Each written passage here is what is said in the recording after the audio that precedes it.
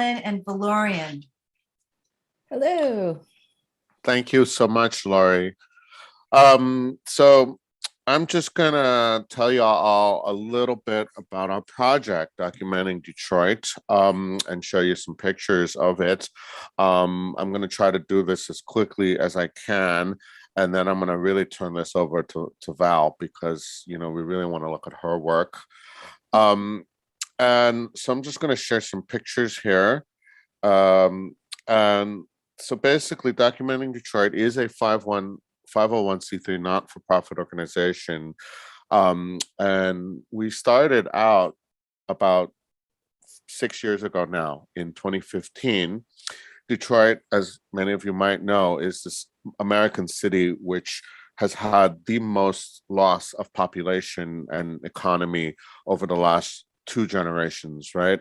It went from almost 1.5 million people to under 700,000. And because of that, probably you are familiar with some of these images of what we call ruin porn, empty lots and abandoned buildings. And out of that did come a lot of creative arts and music and culture, but there was a sense that this is not the only reality in Detroit, right? You can have all of that stuff, but there are almost 800,000 people who continue to live in Detroit, and they're not spending all their time skateboarding in abandoned buildings.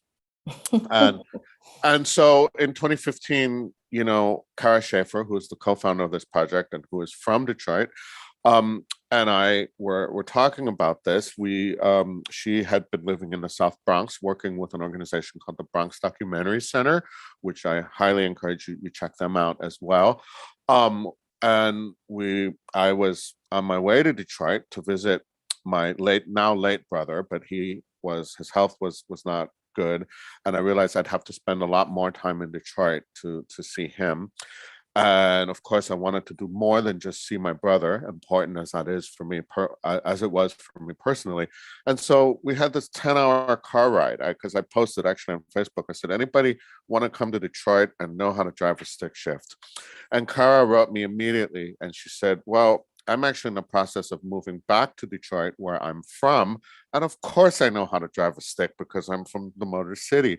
And so on this 10-hour drive, we talked about the great work they'd been doing in the South Bronx. And we talked about how Detroit at that time certainly didn't have a grassroots arts, journalism, photography project like this. And so we decided to start one. Easier said than done, right? And so basically, in the last 5 years, we've done 4 cycles now of a fellowship for early career and emerging photographers. Val is one of our alum of this fellowship, and what we do is each year we would have an open call for people to apply. And we'd get anywhere between 75 and 100 applications, and an independent jury would choose anywhere between, I think our lowest was 14 and our most was 18. So let's say a roughly 15 fellows each year would be awarded this fellowship. And the idea was to offer a kind of graduate school or professional school level of mentorship, but without any tuition. So it's absolutely free for the fellows, and we would bring in mentors, national and even international mentors, and also local professionals. And these mentors would be photographers, they would be curators from museums and galleries, there would be editors from major publications like the New York Times or National Geographic or the Detroit Free Press. And the photographers, of course, would be people with distinguished careers. And basically, the fellows would get to meet one-on-one with each mentor.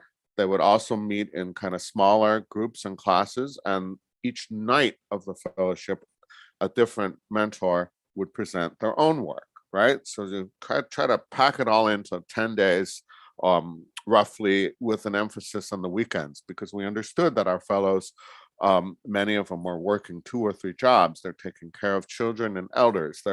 These are not, for the most part, art school graduates or trust fund, kind of people who can just take 2 weeks out of their lives and do a fellowship somewhere, right?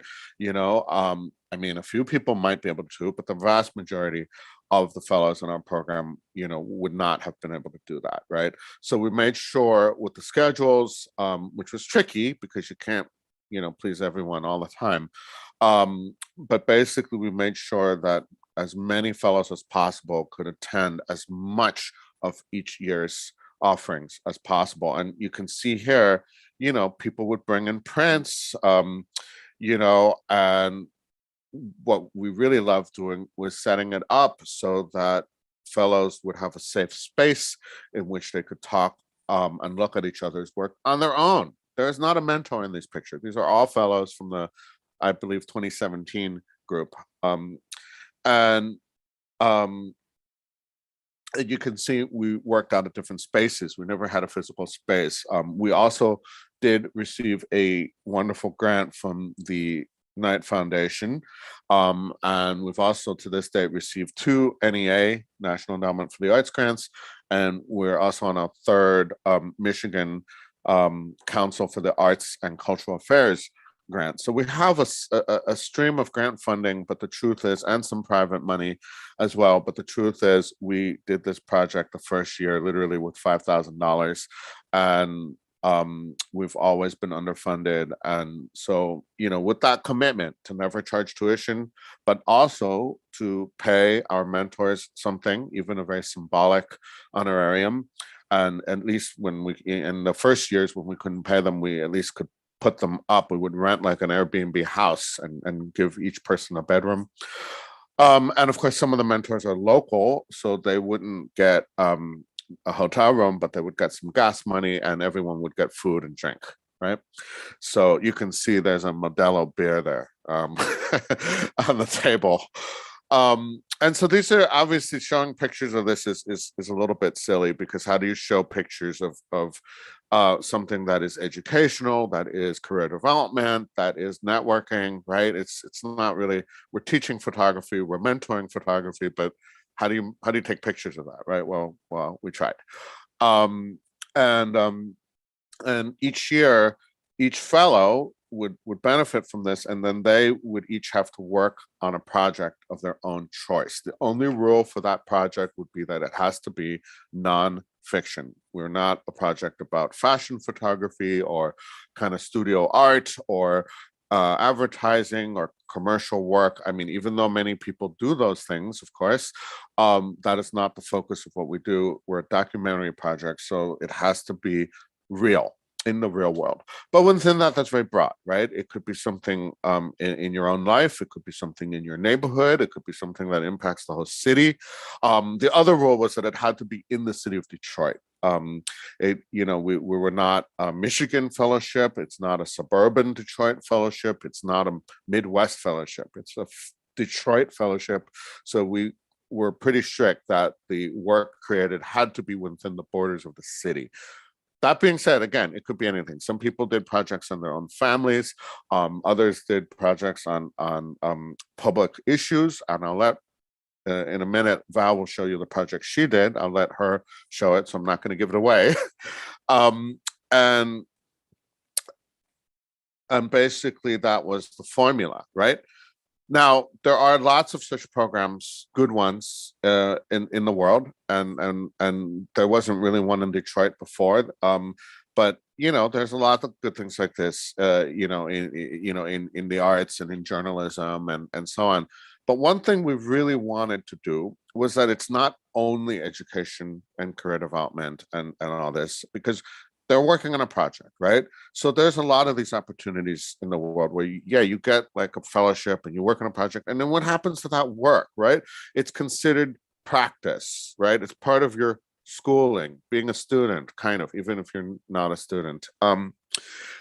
We decided that the work from day one was going to have an impact in the real world, that this is not practice, that even though these are early career and emerging photographers, the work that they would make would become part of this larger collective archive that we're building of Detroit in a time of great transition, right? I talked a little bit about the skateboarders and abandoned buildings, but if you go to Detroit now, for example, you're going to see a lot less of that. You're going to see a lot more talk of something some people call new Detroit, either in a good or bad way, right? You're going to see certainly some new buildings and renovated buildings. You're going to see, some people who want to talk about Detroit as a new tech hub. And, for a couple of years, there was a gigantic banner that one of the companies had put on the side of a skyscraper in downtown Detroit that literally said "outsourced to Detroit." Right. The ironies of that are multiple. But even in these 5 years, the city has changed a lot. And part of that is gentrification. Part of it is positive. There are new jobs. Part of it is very negative, pushing out, in some cases, people that have been there for generations, and so on and so on. So we wanted to create in this time an archive, a real document by over 60 photographers who've been part of our project in this time. And I do believe, with some distance now of being in the 5th year, that we have succeeded, or I shouldn't say we, our photographers have succeeded in that. And so what do we do with that work, right? So it becomes this archive.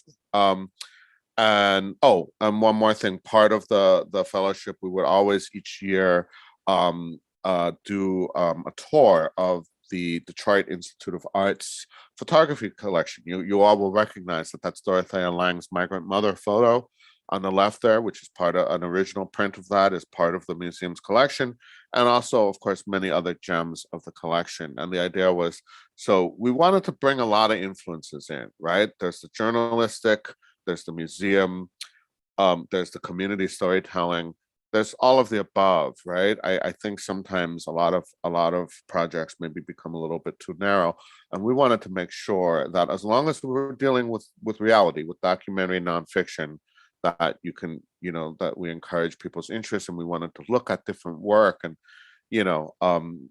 if you've never been to Detroit, the Detroit Institute of Arts is one of the great museums of the world. It's most famous for the Diego Rivera murals, but it also has an amazing photography collection as well.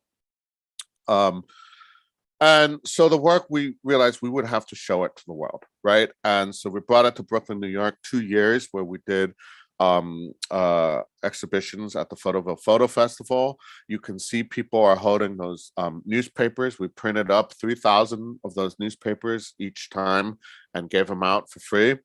And you can see the exhibition we did in the first time was these large mural prints that we just used these magnets to put onto the walls of the shipping container, and we would switch out. I think we had a total of 40 of those large mural prints, and we would switch them out on a regular basis through the 10 days of the festival. The second time we did the festival, we did wheat paste portraits, and then we put postcards on top of it, and we encouraged people. There were 15 different postcards, and we encouraged people visiting the exhibit just to take as many postcards as they liked and wanted, and to use them as postcards, mail them to people, because we made sure there was space in addition to the caption, that there was space to write an address and a little note, like on a real postcard. And we gave out, I think, over 11,000 postcards, something like that. And also 3,000 newspapers. So it was, we always really think that, yes, the work is documentary and in some ways journalistic, but the outreach of it should be a little bit more fun than just clicking on the New York Times or the Philadelphia Inquirer or the Detroit Free Press each morning, right? It should have a component where if you're going to come to this exhibition, you can bring 5 postcards home. You can mail them to your friends. You can see people interacting with that, and you can see how the wall would be more full and less full, right? As the postcards were taken, we would have to put more of them up there, so we had to have someone here the whole time over the 10 days, but it was really a lot of fun. We also did these public art installations. This is a former bank building on the west side of Detroit, and you can see those are black and white portraits of different aspects of Detroit nightlife on the one side of the building, and on the other side of the building in color portraits of youth. And I'll just go through this. This is one we did in a former department store in downtown Detroit. And this is the most recent one, which is up right now. If you're in Ann Arbor, Michigan, you can go to the public library and see this exhibit we did at the public library. And if you're in Detroit itself, you can go on Verner Boulevard in Southwest Detroit and see, again, another public art installation in the windows of a soon-to-be restaurant. So we work with, property owners, we work with institutions, partners, and I'm very proud to say that of the over 60 fellows we've had in the last 5 years, it's exactly half men and half women. It is from a backgrounds. I hate the word diversity, but we really are, because when we looked at the statistics, it was astounding how we created, without even meaning to, but just because naturally this is what it is, a project that truly reflects Detroit and its different communities. And I'm out of time. So with that, if you have any questions about the project, feel free to put them in the chat. But I really want to turn it over to Val. She was part of our 2018 cohort, and she's going to show you some of her work that she did for us, and then what she's continued to go on and do. Thanks, Alan. Yeah, so I was 2018 fellow. I learned about the program by actually running across one of those giant public displays. I believe the one that there was like one downtown. I was just walking around. I think I was coming from a comic book shop, Midnight, Vault of Midnight, which is moved now, but I was walking past and all I saw was like a sign about a program for photographers that want to get into photojournalism. And I was like, hey, that's me. So I just like on a whim went to one of their info sessions and met Kara, the other co-director. And she helped me with my application and she was very nice. And so was Alan, and I managed to get in. So here we are several years later. I was able to do a really cool project about a family in Detroit, the Drapers. I'm going to share my screen here. This should be showing you my website. And the title of this body of work is called In His Shoes. It's about the Draper family. It's a couple of issues, critical issues with this family that interest me. One, he's a small business owner who works out of this tiny shed in Eastern Market. And I'd seen him over the years, but like had never really, I don't want to give you guys too many previews. So I'm gonna like, hold on. I'm just gonna scroll up so you don't see all the images yet. But anyways, I had seen him over the years because he's been there for as long as I can remember. Cobbling shoes. I think my parents had gotten some work done on their shoes by him. And I was always curious because he's like a very interesting man. He's very loud. He's very vibrant, very, very hardworking and interesting. And I was actually doing another project that I thought was going to be my focus for the fellowship about one of my friends who's an amazing Detroit chef that does a lot of community-based work. And there was a lot of events coming up over the summer that I wanted to document around that because in my other life, I do a lot of things in food access. So I was coming back from an event in Eastern Market that she was running and happened to run into him. He was there late at the shop, and I just decided on a whim to knock on his door and introduce myself, and the rest is history. One thing about him is he's a very intelligent man. He's very passionate about shoes, about his business, and mostly about his family. So over the course of about a month, I want to say, I followed him around for a few hours at a time when I could and when he was available, and learned about him and his family. So he has a wife named Aziza, and at the time, they had 2 children. Leela, who was 5 at the time, she's now 8, I think. I haven't gotten to see them in a while, but I plan on doing an updated version of this project, actually. And their youngest, Miyaka, who had a genetic disorder. and I believe it was called Emmanuel syndrome. And it affects basically like the midline of your body. So she had issues with her brain, her trachea and esophagus, her stomach, and intestines. So it just literally affected all the middle. So she had a lot of special needs and ended up in the hospital a lot. So he's dealing with not only having to run a small business in an area of Detroit that's dealing with rampant gentrification, but also these health issues, knowing that, like, I mean, frankly, he doesn't really have health coverage all that much. I believe they were on Medicaid because of the income that they earned, but that's about it. So, and I hope everyone can see this fairly well. I know it's probably not optimal. Oh, we're gonna go back. But yeah, so this is actually the first night that I, went and bothered him. If you take a look here, there is, you know what? I'm going to, hold on one second, y'all, because I want it to stop scrolling. So let me fix this in 1 second.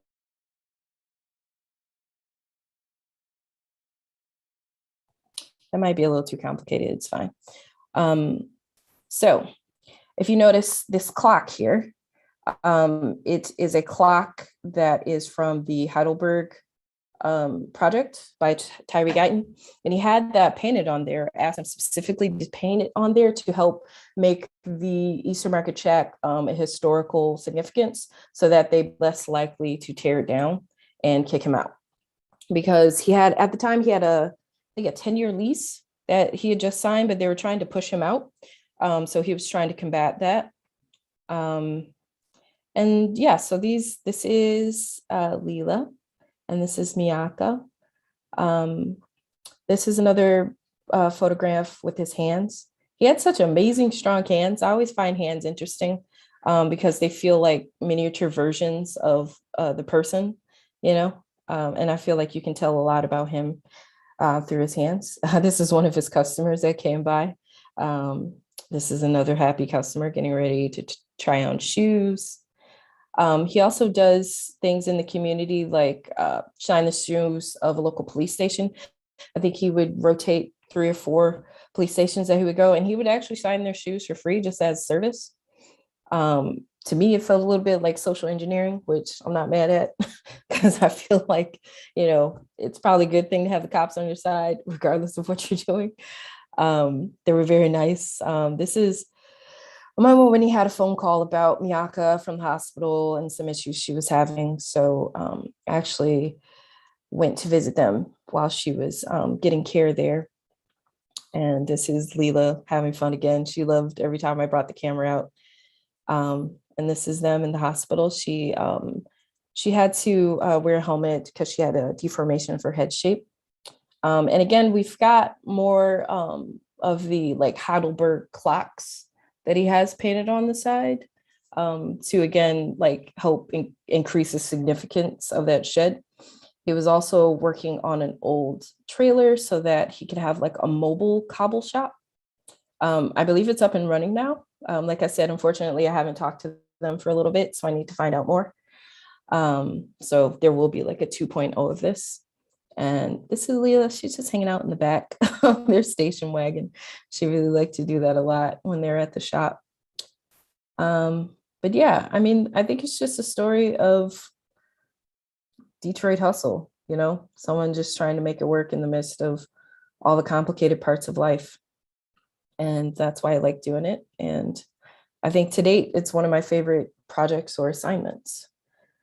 So yeah, I guess if anyone has any questions before I move on, we can feel free to do that now.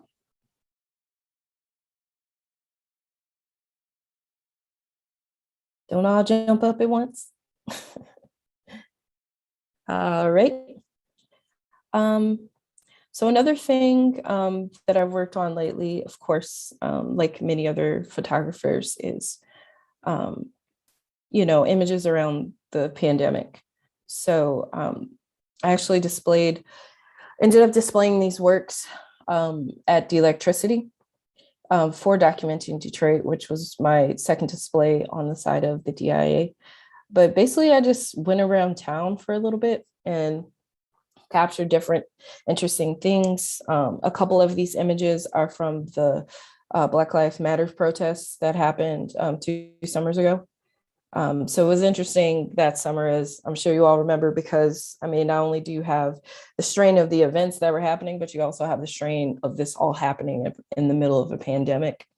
And at the time, we didn't understand things as well, we still don't, but we do a little more clearly now, the effects of COVID and if it was safe to be around people.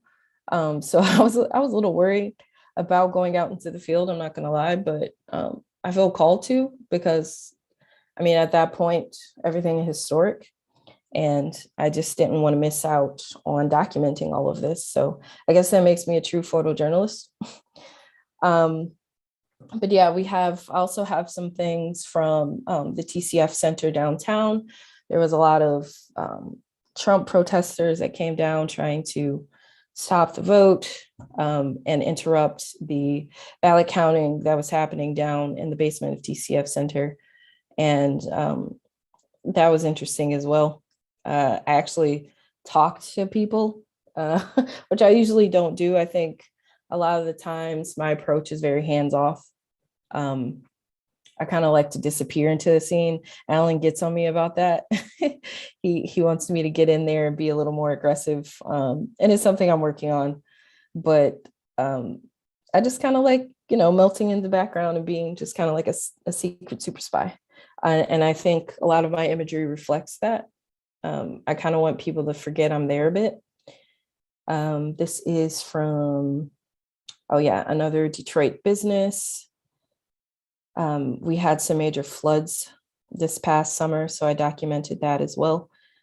And this image is, this one isn't from Detroit, but it's about a family that had a death of their son.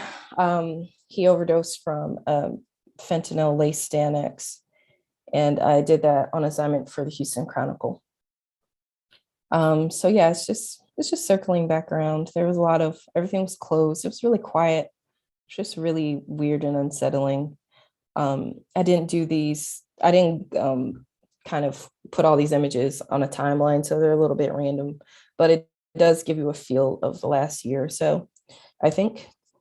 And last but not least, I would like to show a small project that I did while I was looking for something to do at the beginning of COVID during like the super early days of lockdown, which is riverfront fishing.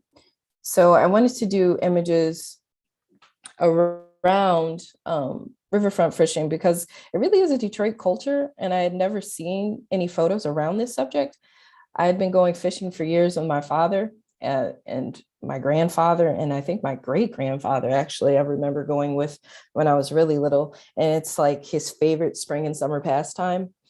And I kind of regret not taking images earlier because I could have had a pretty decent like catalog at this point. But you live and you learn.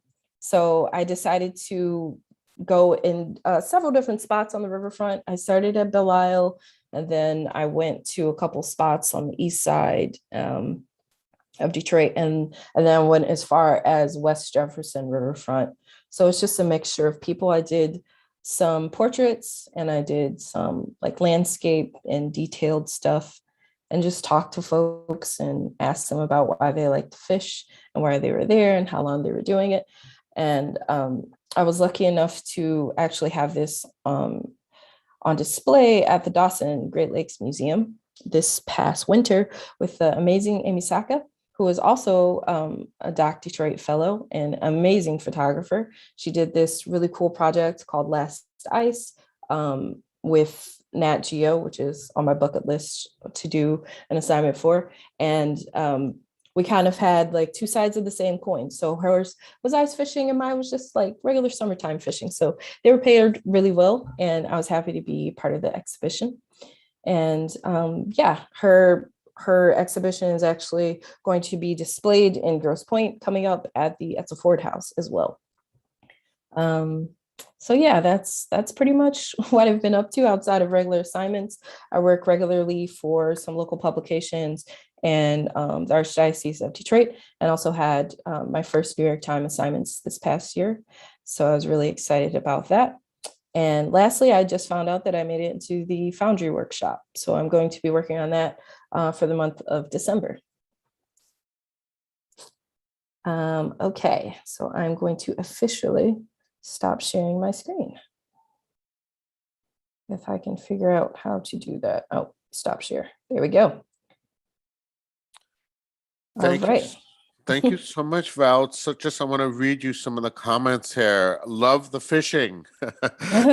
And the tenderness in riverfront fishing is astonishing. Thank you. And also thank you for talking about being concerned about your safety doing work and still doing it. So these are just some of the comments. And oh, and such a great title, In His Shoes.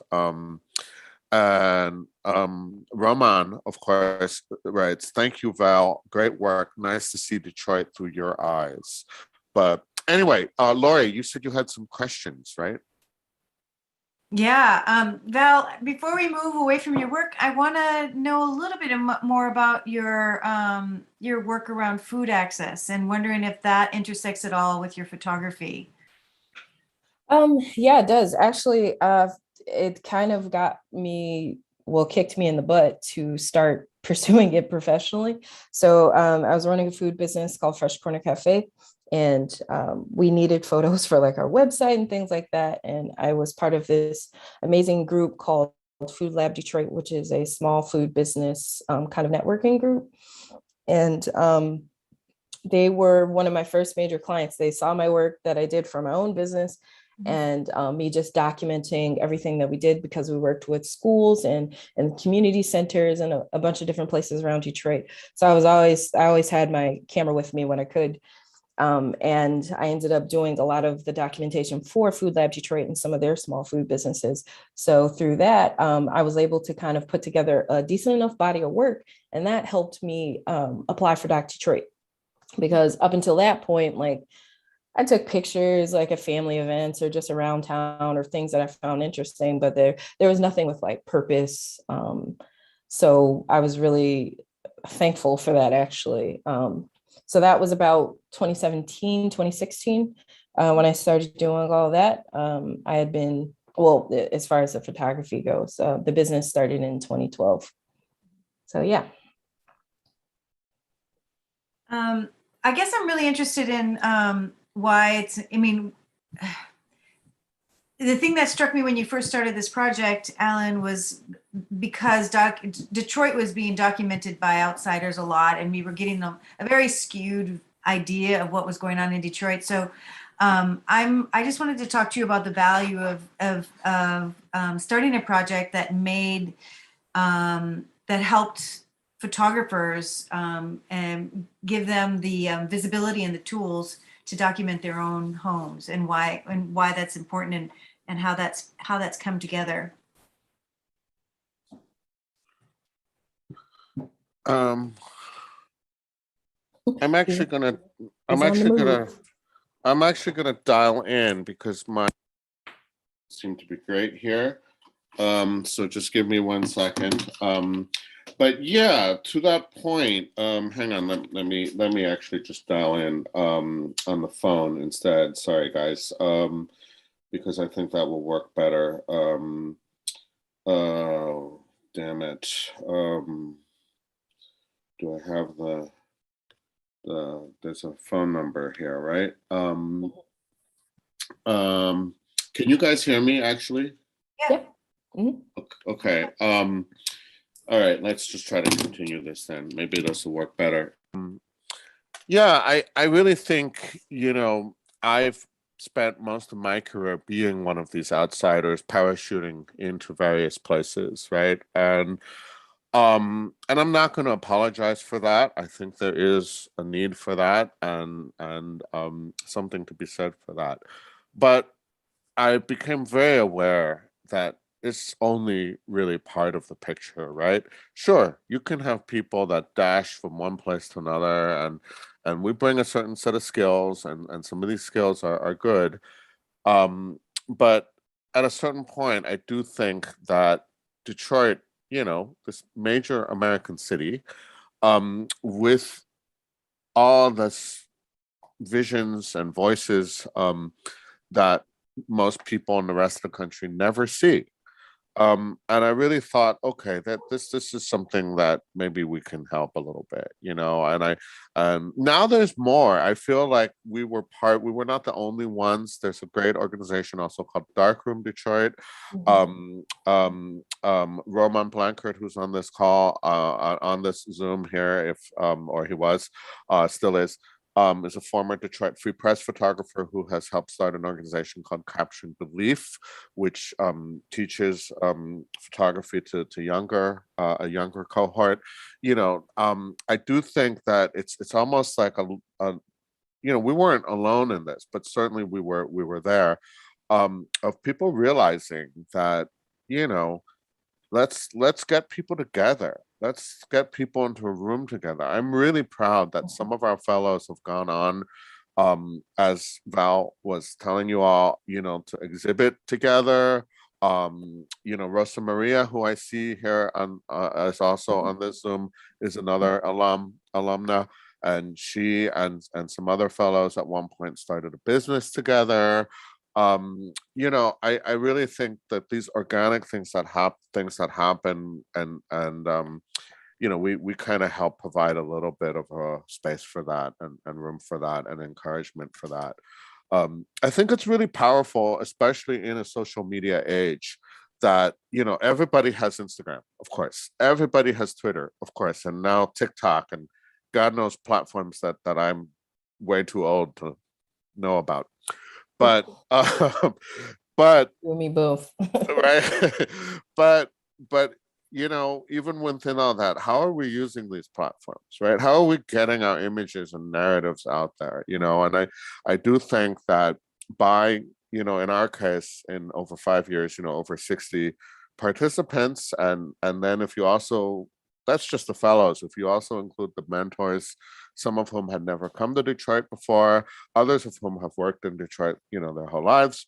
But to get all these people in a room, over 100 people at different times, I mean, not all at once, but over the last 5 years, to get all these people into rooms together, and to talk about stuff, and to show each other work, work that has in many cases never been seen before. I'm really proud of that. And can I also say that, like, to speak towards the whole fly-in photographer thing, as a homegrown photographer here in Detroit, I think it's great that publications are starting to do more local, or work with local folks, because I do believe that there's a power in identity. So like the things that I notice, the things that I know, and how I capture what's around me is going to be different than someone who isn't from here or of my identity. And I think there's power in that, because that changes what we show to the world and what the world can learn about it, right?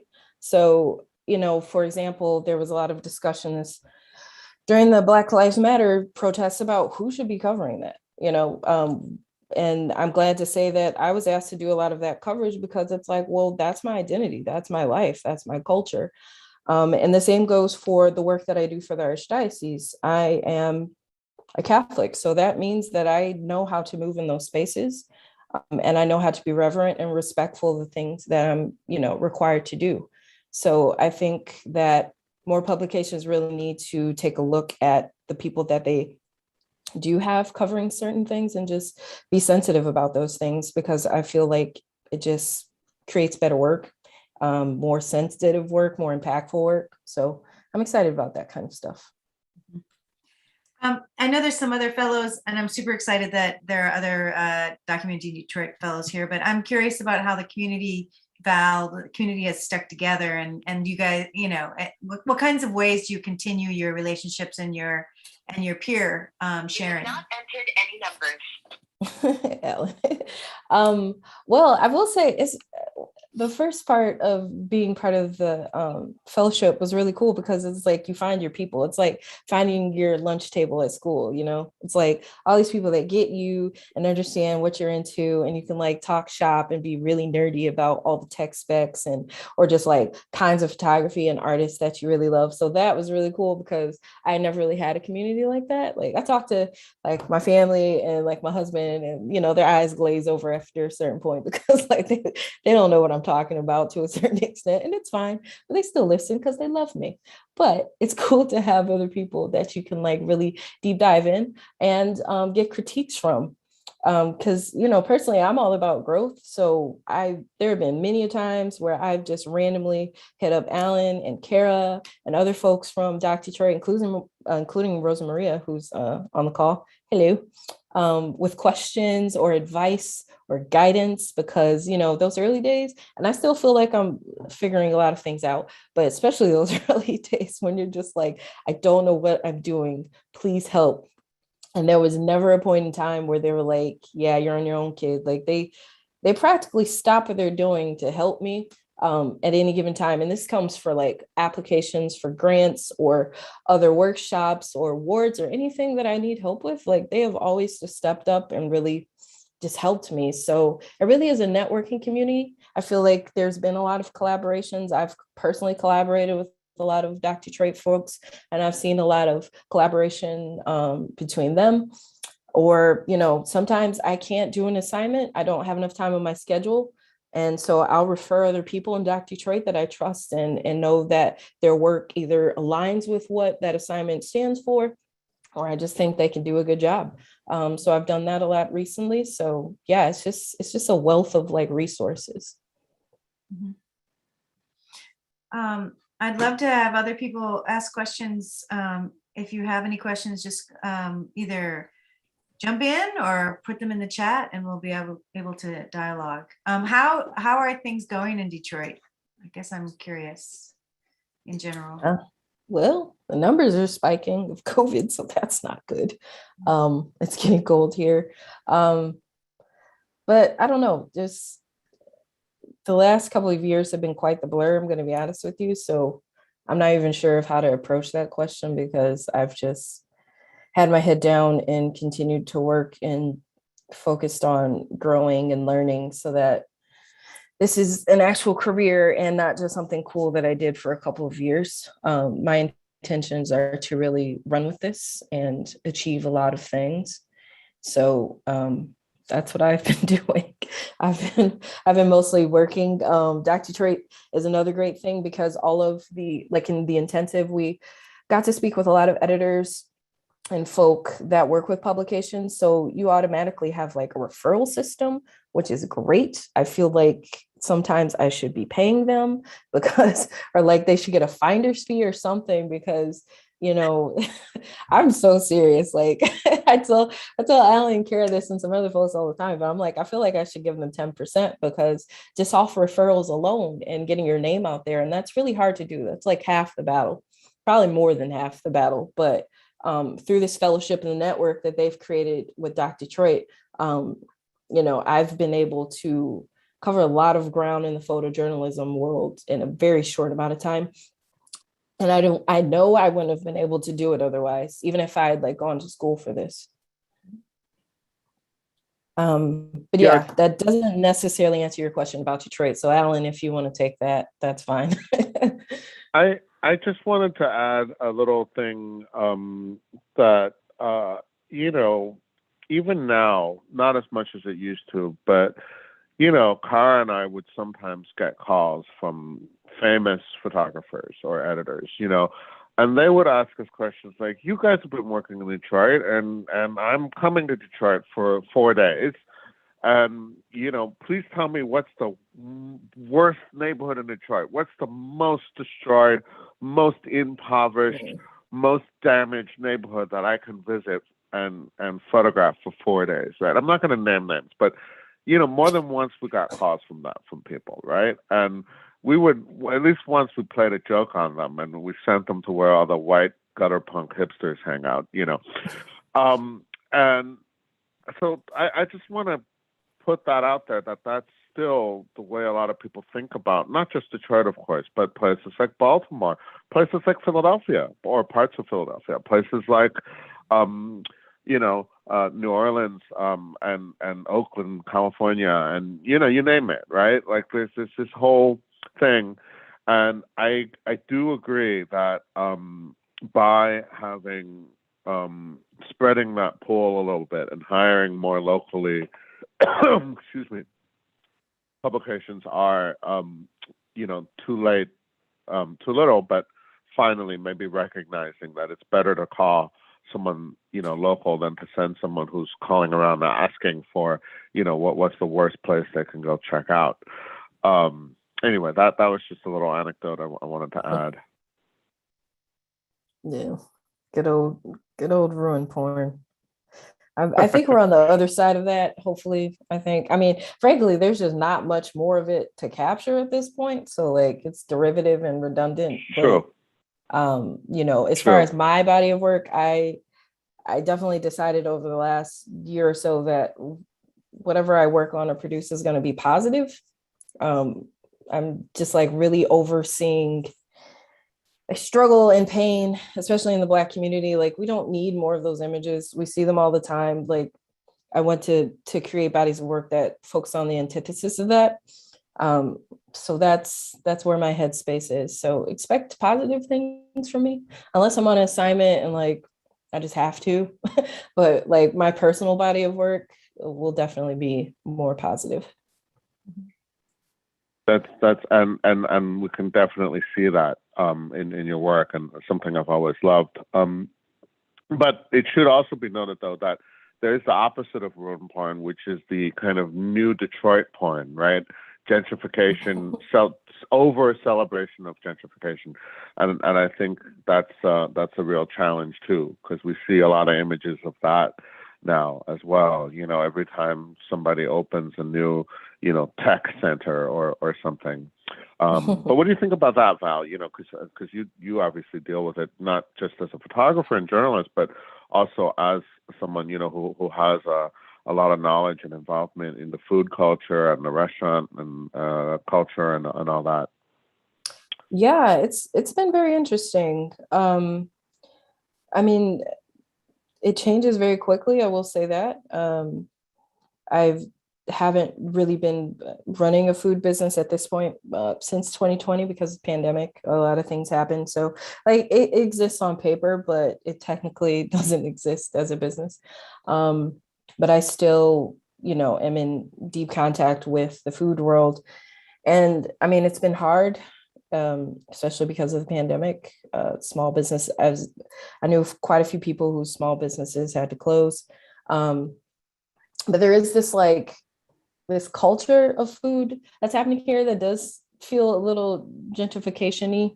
But it's also positive because those are some of the things that catalyze, business growth in those areas. So it's an easy way to get into business in Detroit, right? You can start with something like a pop-up, which is really popular here, where a chef will, throw a themed dinner in a particular space and fundraise that way. And they can use those funds to open up their own space, which has happened a lot.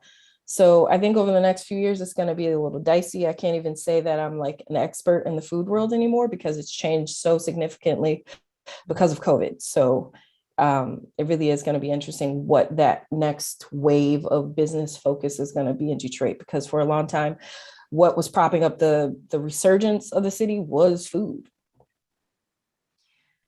Very much so.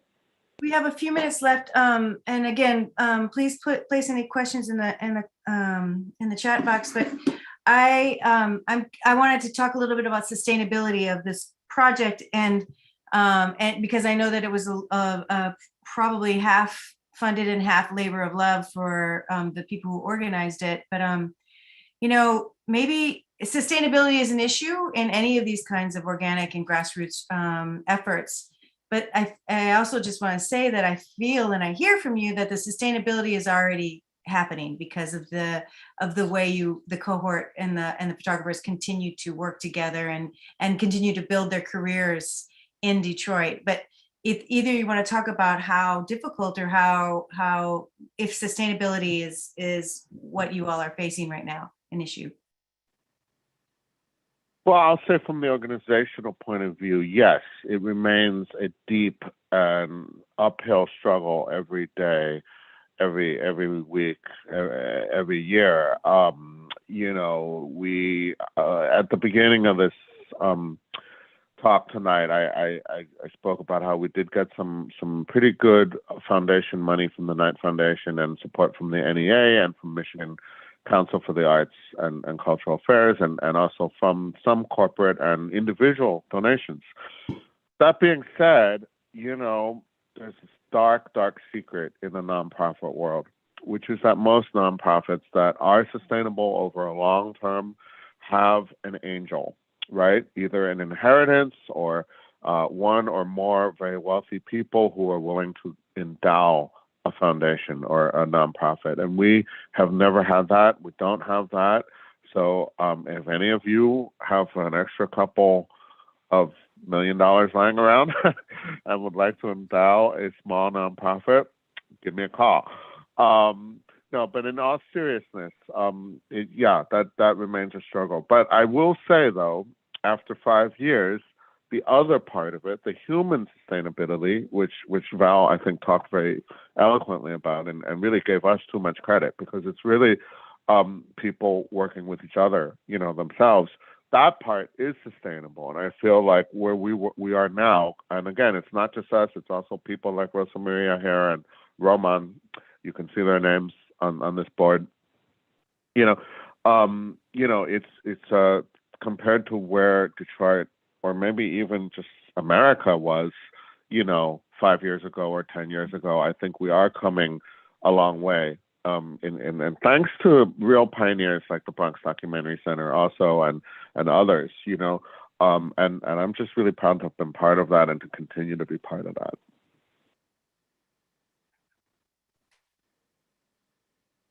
Romaine writes, organizations like Documentary Detroit are critical to broadening the way narratives are presented to the world, empowering emerging storytellers who often do not have access to resources that will boost their growth, feeding an ecosystem of smaller grassroots organizations like Inside Southwest Detroit, Darkroom Detroit, and Capturing Relief. Keep up the good work, and we appreciate you.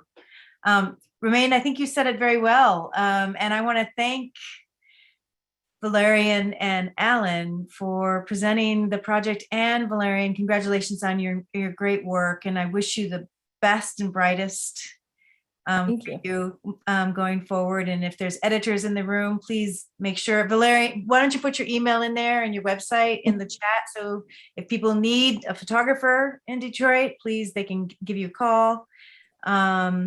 Daniel writes, the shoemaker with the work he does with his hands and shining shoes is a really good, I see it as a positive, working one's way uphill story.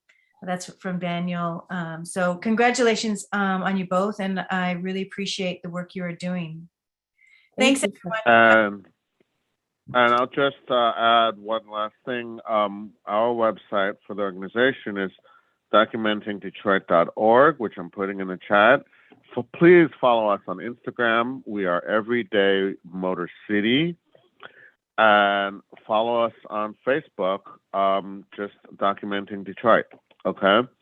And we do not spam. Our announcements are rational. So please follow us and hope that you can see more work from Val and all of our other amazing alumni. Thank you. Yeah. So much. Yeah. Good night, everyone. Thank you for coming. you. Thanks for having me.